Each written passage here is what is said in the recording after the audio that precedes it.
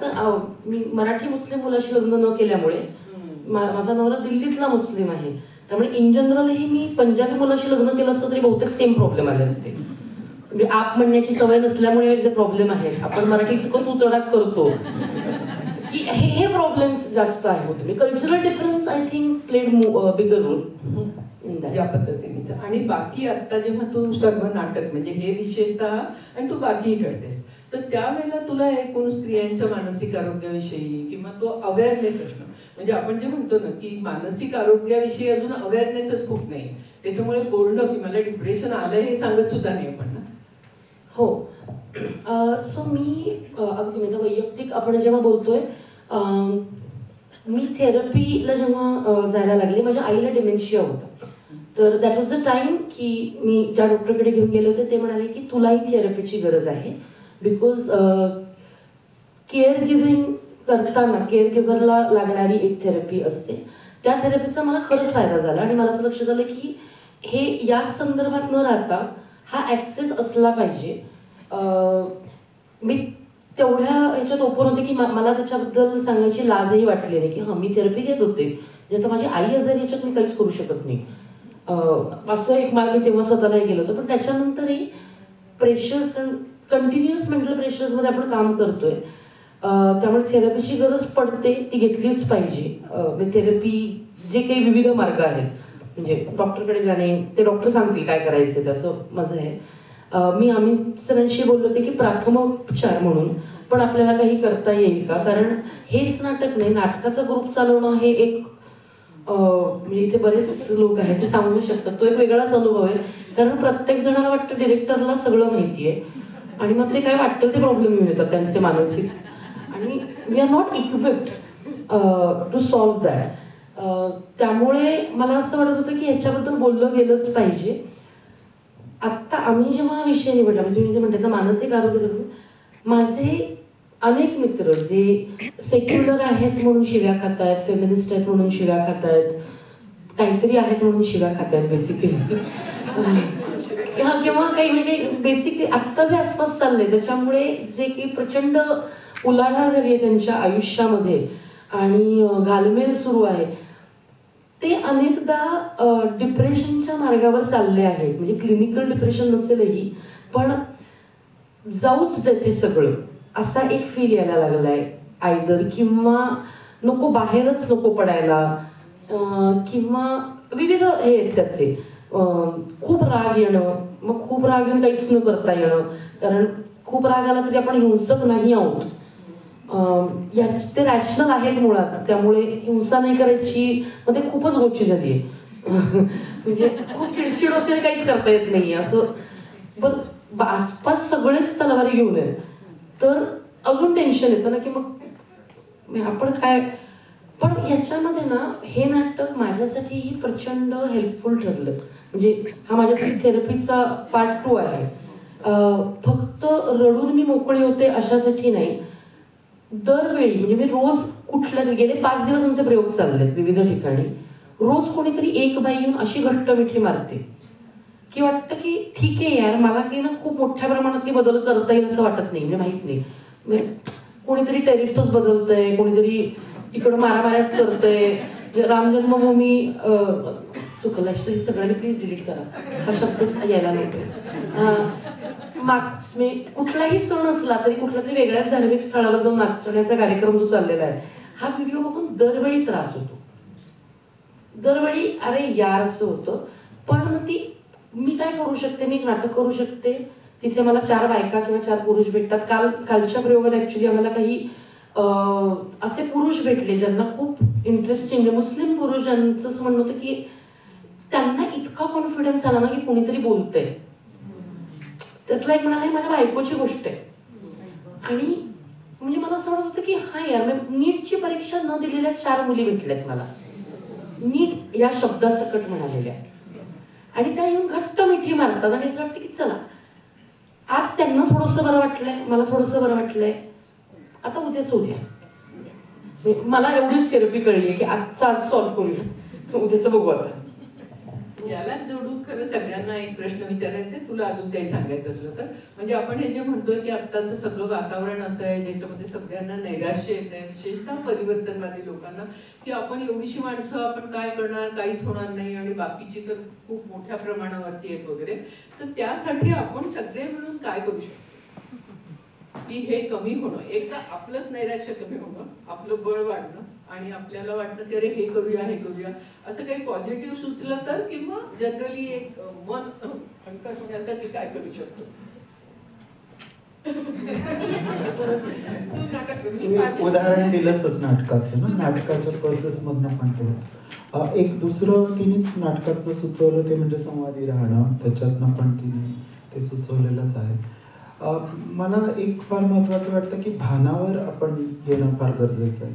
आणि भान म्हणजे त्या भानाला कुठलं विशेषण लावायला नको. म्हणजे ते स्त्री भान पण नाही किंवा पुरुष भान पण नाही, तर आत्मा पण नाही. कारण आत्मा सुद्धा एक आपलं रचितच आहे. पण कशाला आत्मा म्हणायचं आणि त्याची जागा कुठे ठरवायची, त्याचं चित्र काढायला गेलं तर कसं काढायचं.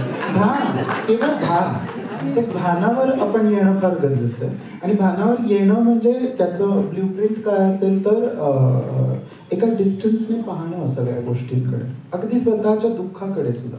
म्हणजे जेव्हा जेव्हा आपल्याला टोकाचं दुःख वाटतं, शोषण होत असेल आपलं, तर एक गल्लत अशी होते की आपण त्या दुःखामध्ये वाहवत जाऊन शोषकाच्या भूमिकेतून आपल्याला वाटायला लागतं की आता तुम्ही हे मान्यच केलं पाहिजे की माझं दुःख आहे मोठं म्हणून, कारण माझं एवढं शोषण होत आहे म्हटल्यावर तुम्हाला ते मान्यच असायला पाहिजे, कारण त्याच्यात खोटं काहीच नाही आहे, होतच आहे. पण तरी मला शोषित म्हणून एका डिस्टन्स मधनं माझ्या शोषणाकडे बघायला पाहिजे. जसं तू मगाशी म्हणालीस की पर्सनल इज पॉलिटिकल, त्याचा अर्थ केवळ चळवळीपुरता नाही आहे, तर त्याचा अर्थ मानसिक आरोग्यासाठी सुद्धा आहे. पर्सनल इज पॉलिटिकल म्हणजे मला त्या डिस्टन्स मधनं एक भूमिका घ्यावी लागेल. म्हणजे मला कर्तेपणाकडे जावं लागेल. मला शोषित राहता कामा नाहीये. शोषण होतंय हे खरं आहे, परंतु मी शोषिताच्या भूमिकेत नाही राहणार, कारण त्या भूमिकेत राहून काही होणार नाही. कारण समोरचे रडतील, तुम्हाला सिंपथी मिळेल, but sympathy is not going to take you anywhere. आपल्याला त्याच्यातनं एका डिस्टन्स मधनं बघूनच बाहेर पडावंच लागेल. We'll have to work through it आणि टेक अ न्यू पोझिशन जी पॉलिटिकलच असेल. कारण फ्रॉइडनी अगदी सुरुवातीला सांगितलं आहे की मानसिक आरोग्याचा संबंध समाजकारणाशी आहे. मानसिक अनारोग्य हे सामाजिक अनारोग्य आहे ना. तर त्या अर्थाने आपण पर्सनल निर्णय घेऊ शकत नाही. There can be an individual therapy. Individual therapy नाही आहे कायमस्वरूपी ना. थोड्या प्रमाणात असेल की बाबा गोळ्या दिल्या बरं वाटायला लागलं, पण मूलभूत प्रश्न नाही सुटत त्याचे. म्हणजे ह्या नाटकातल्या बायकांची पण जी भीती आहे, भीतीसाठी तुमच्याकडे असतील काही काही उपाय, भीतीसाठी असतील ना. पण मुस्लिम बायकांच्या भीतीसाठी काही वेगळं औषध आहे का? नाही. दलित बायकांच्या भीतीसाठी काही वेगळं औषध आहे का? किंवा गे लोकांच्या भीतीसाठी काही वेगळं औषध आहे का? हिजड्यांच्या भीतीसाठी काही वेगळं औषध आहे का? तर नाही आहे ना. त्याचा अर्थ याचा समाजकारणाशी संबंध आहे. तर म्हणून मानसिक आरोग्याचे प्रश्न आपल्याला समाजकारणातून पण सोडवावे लागतील.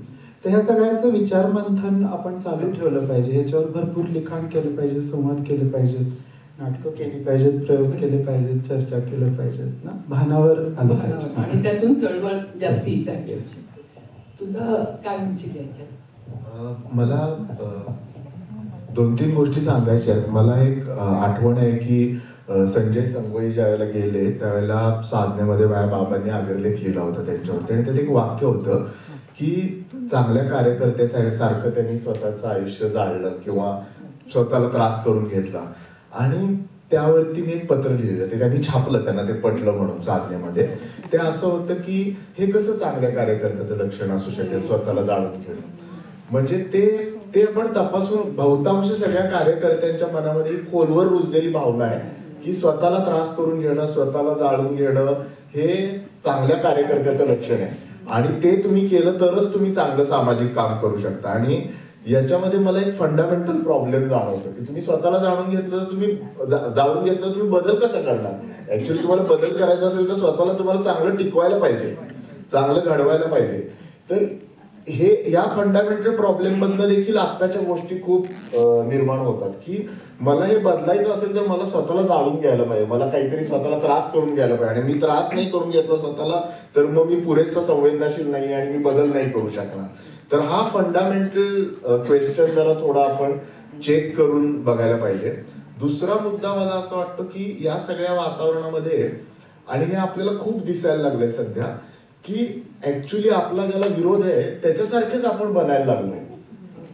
हे मानसिक आजारापेक्षा जास्त गंभीर आहे असं मला वाटतं.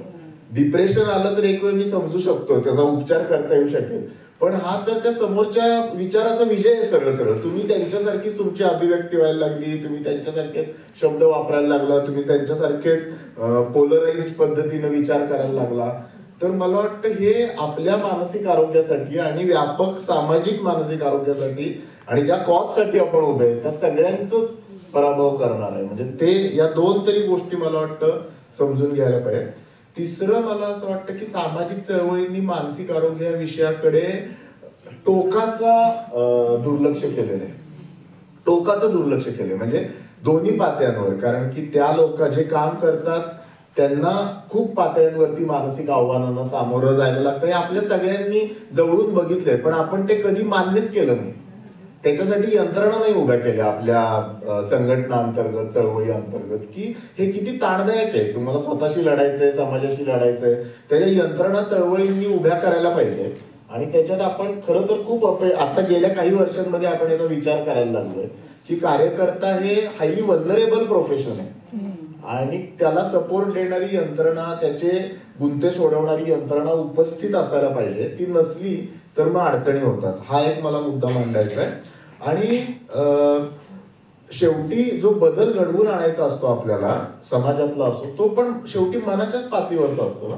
म्हणजे मनाची जर तुम्हाला नीट आकलन नसेल तर तुम्ही स्वतःला नीट समजू शकत नाही, संवाद योग्य पद्धतीचा वापरू शकत नाही आणि समोरच्याला पण.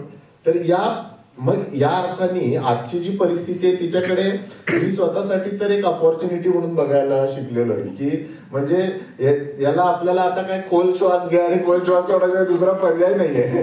प्रतिक्रिया देऊन उपयोगच नाहीये इथे. तुम्हाला स्वतःवरतीच काम करायला लागणार आहे. आणि एका अर्थी हे खूप चांगलं आहे ना की तुम्ही जर स्वतः बदललात तर आपोआप आज ना उद्याच्या पिढीमध्ये, परवाच्या पिढीमध्ये तो बदल दिसायला लागेल. आता आपण पुरेसे नाही आहेत तेवढे बदललेले आणि त्यामुळे त्याचं प्रतिबिंब समाजात नाही पडू शकत. या नजरेने पण आपण त्याकडे बघू शकतो. आणि शेवटचा मुद्दा मला मांडायचा असा की मदत घ्यायला पाहिजे.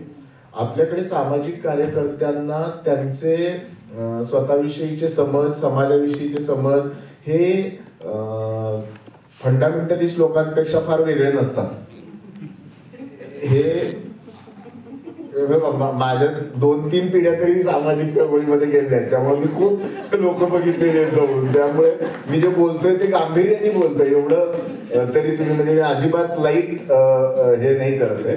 फंडामेंटल म्हणजे आपले ग्रह तपासून बघण्याची, त्याच्याकडे स्वतःकडे स्वतःच्याकडे आरशात बघण्याची प्रवृत्ती आपण, आणि ते ठीक आहे, तुम्ही काम करताना तो अभिनवेश लागतो, पण तो खराच मानून चालायला लागलं तर गडबड होते. मग मदत घेणं, प्रोफेशनल मदत घेणं, समोरच्याचं ऐकणं. आपल्याला सगळं कळलंय असं वाटत असेल तर तुम्ही ऐकणार कसं लोकांचं. आणि काही वेळेला ते आवश्यक असतं की काही गोष्टी समोरच्या माणसाला, हितचिंतक माणसाला जास्त कळतात, आपल्या हे समजून ऐकायला शिकणं. अशा बऱ्याच पातळ्यांवरती मला वाटतं काम करण्याची गरज आहे. पण या निमित्तानं त्याला एक तोंड फुटलेलं आहे आणि त्याची चर्चा व्हायला लागली. ही खूप सकारात्मक बाब आहे असं मला वाटतं. तुला माझ्यासारख्या व्यक्ती लिहितात आणि मोकळ्या होतात असं म्हणता येईल. म्हणजे नाटक किंवा सुरुवात जी झाली चर्चेची त्या अनुषंगाने मला एक मुद्दा मांडायचा आहे की बऱ्याचदा मुस्लिम स्त्रियांच्या घुसमटीचं कारण त्यांचा धर्म असं आपण बघतो. आणि आता जमीरने सांगितलं तसंच तो मुद्दा आहे की समाज रचना हा सुद्धा त्यातला खूप महत्त्वाचा घटक आहे आणि तो बघितला जात नाही. त्याचं नेहमी दुःख वाटतं मला की मुस्लिम स्त्री तेव्हाच मुक्त होईल किंवा तिला मुक्तीचा जो काही श्वास आहे तिची घुसमट थांबेल वगैरे, हे तेव्हाच शक्य जेव्हा तिच्या धर्मामध्ये काहीतरी सुधारणा होतील, तेव्हा ते होईल. अशा पद्धतीनेच रचना केली जाते, बघितलं जातं. आणि सो कॉल्ड शहाणी माणसं सुद्धा अशाच पद्धतीने बघतात की ती धर्मातली गोष्ट आहे म्हणून ती तेवढी काय सप्रेस्ड आहे. तर मला असं वाटतं की ते तेवढंच एक पुरेसं कारण नाही. वन ऑफ द रिझन आहे, नक्कीच आहे ते. परंतु आपली जी समाजरचना आहे ती कधीच तिचे इतर प्रश्न म्हणजे धर्म या चौकटीच्या पलीकडे शिक्षण असेल. जसं मगाशी रसिकाने सुद्धा सांगितलं की बुरखा दिसेल, पण ती ज्या शिक्षणासाठी तो घालते किंवा त्याचा विरोध करते ते शिक्षण तिचं थांबतंय, त्याच्याविषयी प्रश्न उपस्थित होत नाही. तर तिच्या शिक्षणाचा प्रश्न असेल, तिच्या रोजगाराचा असेल, बचतीचा असेल, आर्थिक स्वावलंबी होण्याचा असेल, तर ह्या प्रश्नांकडे बघितलं जात नाही. मुस्लिम स्त्रीचे प्रश्न हे पुन्हा उठसूट फक्त ते 2-4 मुद्दे जे असतात, तलाक, हलाला, बहुपत्नीत्व, अशा एका चौकटीत आणून ठेवले जातात. आणि त्यामुळे तिच्याकडे जो काही आपण भगिनी भावने सुद्धा जो बघण्याचा मुद्दा असेल तर तो अजिबातच संवेदनशीलतेने बघितला जात नाही. तिचे प्रश्न हे फक्त त्या धर्माच्या याच्यामध्ये अडकलेले नाहीये, तर ते समाजरचनेत आहेत.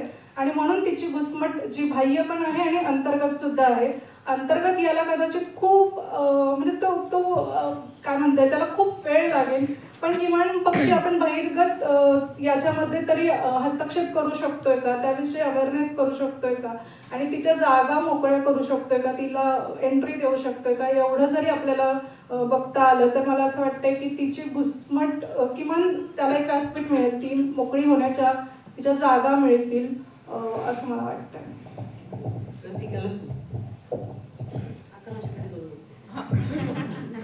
आपण काय करू शकतो या पातळीवरती, आता हिना जे म्हटली आणि आपण सगळेच जे म्हणत आलो ना, मी थोडंसं अनसायंटिफिक बोलतीये, पण आर्टिस्ट म्हणून मला अनसायंटिफिक असून सो हे जे सगळे मुद्दे मांडतात, मला असं वाटतं एक समाज म्हणून जी काही एक गोष्ट आहे त्या समाजाचं एक मन असतं जे आता प्रॉब्लेममध्ये, म्हणजे मी गोष्ट लिहिते तसं सांगते, समाज आहे त्याचं एक मन आहे जे ज्याला थेरपीची गरज आहे, त्या मनाला त्याचे खूप खूप प्रॉब्लेम्स झाले त्यांच्या त्या समाजाच्या आयुष्यात. आपण त्यातले विविध भाग म्हणून, घटक म्हणून जे काही करू शकतो त्याच्यामध्ये सतत एकत्र येणं. आणि मी एकत्र येणं असं म्हणते, मी मध्यंतरी डॉक्युमेंटरी बघत होते अबाउट व्हाईट फेमिनिस्ट आणि ब्लॅक फेमिनिस्ट, अशी ती डॉक्युमेंटरी होती. मला असं वाटतं इथे आपण हिंदू फेमिनिस्ट आणि मुस्लिम फेमिनिस्ट असा खेळ म्हणजे तिथपर्यंत नको जायला. ते जे डिव्हिजन होतं म्हणजे आता तो एकदा झालंय ना त्या इतिहासातनं काहीतरी शिकून, की जसं हे फेमिनिझम बाबतीत आहे की हे धार्मिक त्यातले फरक न पडता सिस्टरहुडची कॉन्सेप्ट आहे जी ती आपल्या सगळ्या, जितके जास्त ग्रुप्स एकत्र येऊ शकतील, जितके विविध प्रकारचे ग्रुप एकत्र येऊ शकतील, म्हणजे हिंदू मुस्लिम याच्यात काम करणारी माणसं LGBTQ ग्रुप बरोबर का एकत्र येऊन, म्हणजे बिस्मिल्लाचा शो LGBTQ ग्रुपसाठी झाला पाहिजे, LGBTQ ग्रुपचा शो का वस्तीत होऊ नये. म्हणजे ते तसं होत चाललंय की आम्हाला हा मुद्दा पटलाय पण आम्हाला अजून गेज पटत नाहीत, आम्ही इतके प्रोग्रेसिव्ह की मला हे पटलंय पण ते पटले. सो त्याची सरमिसळ जितकी, आणि आपण कारण विविध आय एम अज्युमिंग या इथे खूप माणसं जी वेगवेगळ्या संस्थांशी संबंधित आहेत, तर ते आपल्या आपल्या गटासाठी काम न करता आपल्या गटात वेगळ्या गटाची माणसं कशी येऊन काम करतील, it can be one thing. आणि दुसरं जसं कार्यकर्त्यांसाठी डॉक्टर म्हणताय, मला वाटतं आर्टिस्टसाठी खरंच काहीतरी प्लॅन करूयात, कारण आर्टिस्ट म्हणजे इन जनरल आमच्या कामाच्या टेन्शनसाठी नाही म्हणते, अभिव्यक्त न होता येण्याचं जे एक डिप्रेशन आहे ते इतकं वाढत चाललेलं आहे की मला असं वाटतं की एक ऑफिशियल फोरम बनवला पाहिजे की हा याचा त्रास होत असेल तर इथे येऊन तुम्ही बोलू शकता, हे सेफ स्पेस आहे अभिव्यक्त होण्यासाठी. Dead poets club. Dead poets club, I like this name. मला वाटतं की सगळ्या जणांना छान, सगळ्या जणांनी आपली मनं व्यक्त केलेली आहेत. आणि आपण असं म्हणूया की सगळेजण एकत्र येण्यासाठी जसं मिळून साऱ्याजणी, त्याच्यात सारेजण पण येतात असं म्हणतोय, तर मिळून साऱ्याजणी याच्यामध्ये इनिशिएटिव्ह घ्यायला नक्की तयार आहे. निदान आमच्या मासिकाच्या माध्यमातून तरी आपण हे जास्तीत जास्त लोकांपर्यंत पोहोचवूया आणि कमीत कमी निराश होणं, जास्तीत जास्त आशावादी होणं, असं येऊन सगळेजण आपण एकत्र काम करत राहूया. कारण किती काही म्हटलं तरी आपल्याला शेवटी परिवर्तन करायचं आहे आणि ते होणार आहे आज न उद्या, असं मम्मींनी आता सांगितलेलं आहे. त्याच्यामुळे त्याच्यामुळे आपण सगळे मिळून काम करत राहूया. त्यासाठी मिळून साऱ्याजणी आणि आपण सगळेजण एकत्र जाऊया. दोस्ती जिंदाबाद. आता पुन्हा कृतज्ञता व्यक्त करण्याचं काम करेल.